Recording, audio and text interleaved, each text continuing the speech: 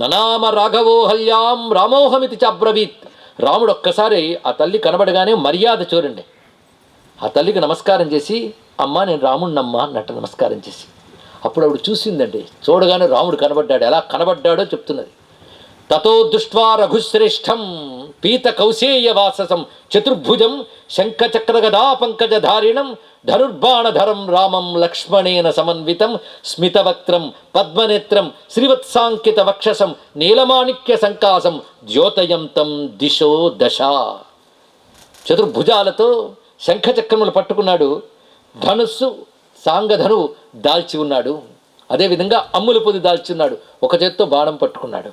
అటువంటిది అంటే 4 భుజాలతో ఉన్న రాముడండి. ఇది భద్రాద్రి రాముడు గుర్తు రావాలి ఒక్కసారి అందరికీ కూడా. పైన శంఖచక్రములు, చేతిలో ధనుస్సు, ఒక చేత్తో మరొక చేత్తో బాణం పట్టుకున్నాడు. అలా దర్శనం ఇచ్చేట అహల్యాదేవికి. మరి ఇన్నాళ్ల తపఫలంగా సాక్షా నారాయణ్ణి నేను అని, ఇది కేవలం అహల్యకు మాత్రమే కనబడింది, అక్కడ ఎవరికి కనబడలేదు. ఆ రూపాన్ని దర్శించి పులకించిపోయి నమస్కారం చేసింది. ఎందుకంటే చెయ్యరాని ఒక మహాపాపం రామునికై ఉద్దేశించి తపస్సు వల్ల పోయింది. గౌతముడు నిర్దేశించాడు ఈ తపస్సుని. రాముడు వస్తాడు, ఆయన సాక్షాత్ పరమాత్మ. ఆయన ఇక్కడికి వచ్చినప్పుడు నీ శాపం పాపం పోతుంది అని చెప్పాడు. అప్పటి నుంచి రాముడు వస్తాడు అని చెప్పిన విషయాన్ని ఆవిడ ధ్యానం చేస్తూ తపస్సు చేసుకుంది. కానీ హృదయంలో ఎవరిని ధ్యానిస్తోందో ఆయన ఎదురుగా కనబడ్డాడండి. అది విషయం ఇక్కడ.